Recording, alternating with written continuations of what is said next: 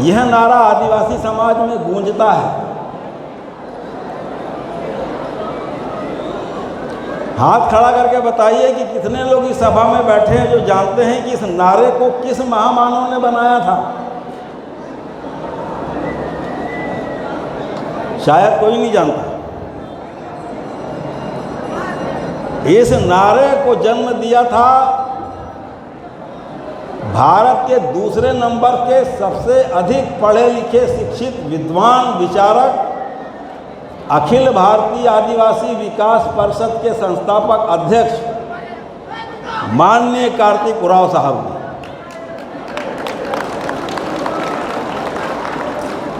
यह नारा बनाया था 1967 में।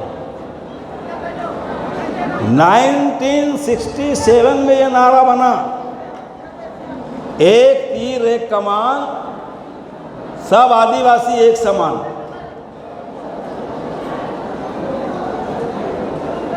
और वो भारत के दूसरे नंबर के सबसे विद्वान आदिवासी हुए।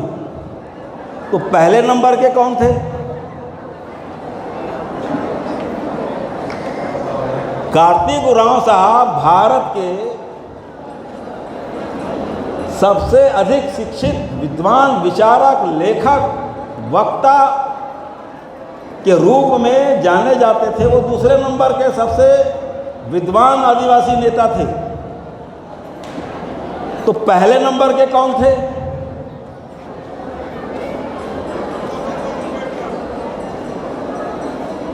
यह बातें मैं आप लोगों को इसलिए कह रहा हूं शुरुआत में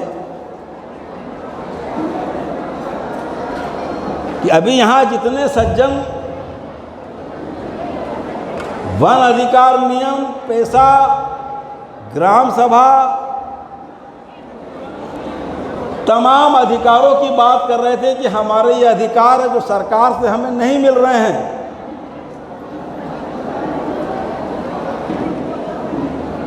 मैं 2024 में 70 साल की उम्र मेरी हो जाएगी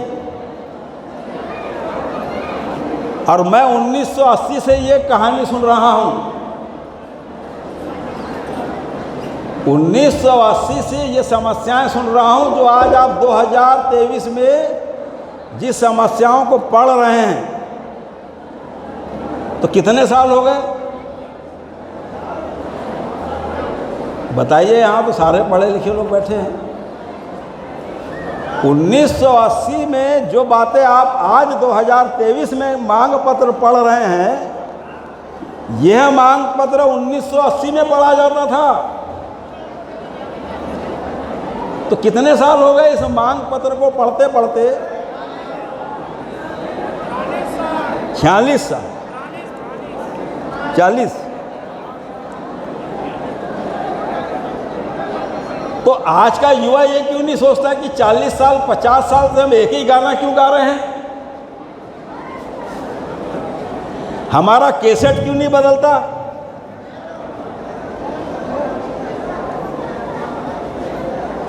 ये हर साल यहाँ मेला लगता है विश्व आदिवासी दिवस का, सारे देश में हर साल लगता है और हर साल एक ही गाना गाते हैं हम लोग। कोई दूसरा गाना क्यों नहीं बजता? आप लोग को कोई दूसरा गाना क्यों नहीं आता?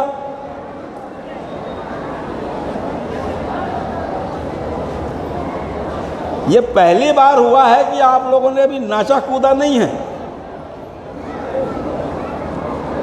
नाचेंगे क्या इस साल आप लोग? मैं तो आपकी रैली के बाद आया हूं, बचेले के कार्यक्रम को करके। मेरी जानकारी में ये बात है कि पूरे भारत के अंदर में आदिवासियों ने तय किया है कि हम आक्रोश रैली निकालेंगे, सांस्कृतिक कार्यक्रम, नाचना गाना कूदना सड़कों पर नहीं होगा। क्यों नहीं होगा? ये निर्णय क्यों लिया गया पूरे देश के आदिवासियों के द्वारा?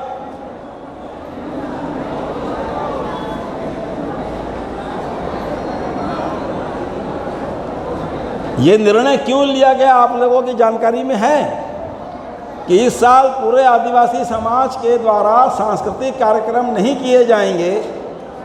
ये निर्णय क्यों लिया गया? उसका राष्ट्रीय स्तर का कारण था कि मणिपुर में जो हिंसा हुई, मणिपुर में जो हमारी महिलाओं को नग्न अवस्था में सरे बाजार घुमाया गया,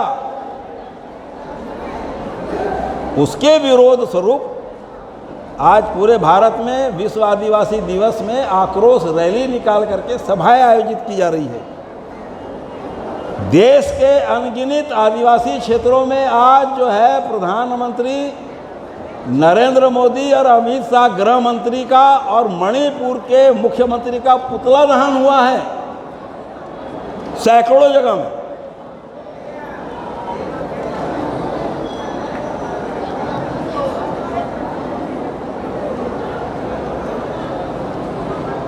अब यहाँ हम अगर कोई सामाजिक चिंतन की बात करते हैं, अपने अधिकारों की बात करते हैं, तो हम कितने अच्छे से करते हैं और कितनी अच्छे तरह से उसका पालन करते हैं।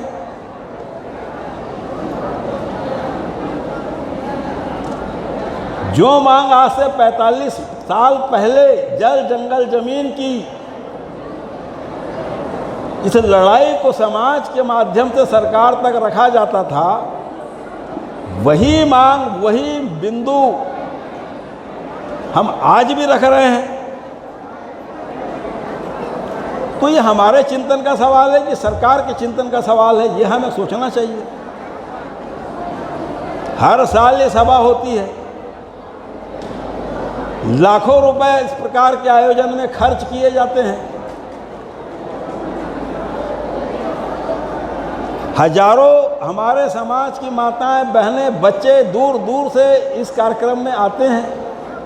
और इस कार्यक्रम से हमें मिलता क्या है,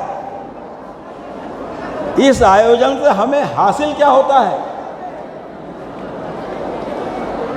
अब यहाँ बहुत गंभीरता नहीं है मेरे बातों पे सुनने के लिए।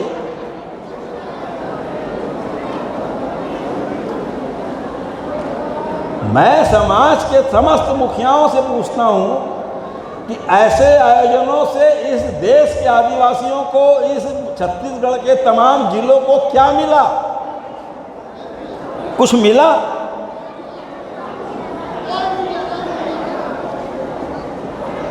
मिला तो फिर कितना मिला?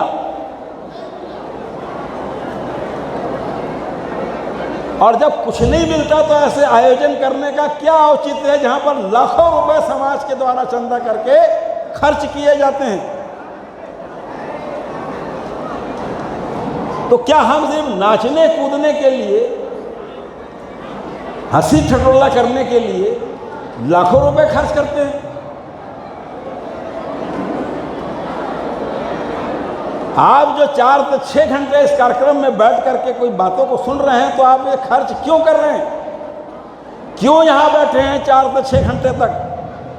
मैं क्यों 400 किलोमीटर दूर से चल करके आप लोगों से बात करने के लिए आया हूं? कोई तो कारण होगा। आयोजक लोग एक सप्ताह से यहाँ तोरण बांध रहे हैं, झंडी बांध रहे हैं, चंदा मांग रहे हैं, दुनिया भर के आयोजन की तैयारी कर रहे हैं। तो क्यों कर रहे हैं? कुछ हासिल करने के लिए किया जा रहा है।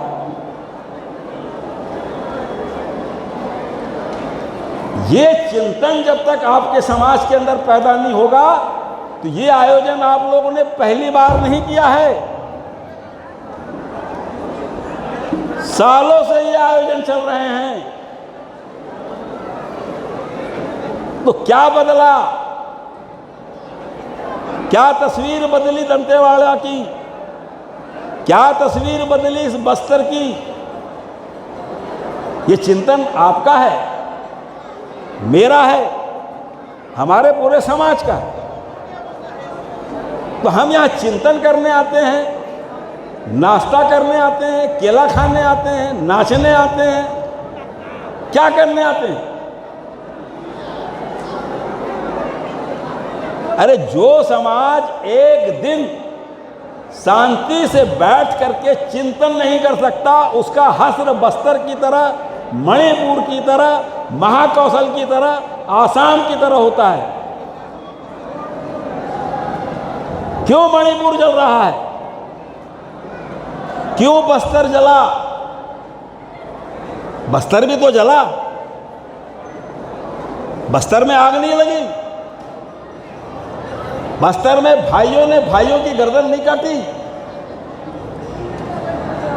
सब कुछ हुआ बस्तर के अंदर में।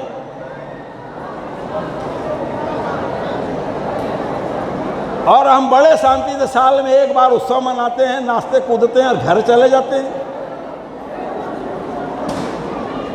तो इस आयोजन से हमारे समाज में कोई परिवर्तन आ रहा हो तो अच्छा है, नहीं आ रहा है तो इसे बंद किया जाए। क्यों हजारों लाखों रुपए खर्च करें? जो मांग मैं जब 22-23 साल का हुआ करता था, जो मांग हमारे नेता पढ़ा करते थे, आज मैं बुजुर्ग हो गया हूं, आज हमारे युवा उसी मांग पत्र को पढ़ रहे हैं। ये कितनी बड़ी विडंबना है हमारे देश की, हमारे समाज की। जल जंगल जमीन के लिए गुंडासुर लड़ा, बिरसा मुंडा लड़ा, तिलका मांझी लड़ा, ज्ञान सिंह नायक लड़ा, ऐसे तमाम अनगिनत लोगों ने लड़ाई लड़ी जल जंगल जमीन के लिए। वही बात हम आज भी कर रहे हैं, वही लड़ाई हम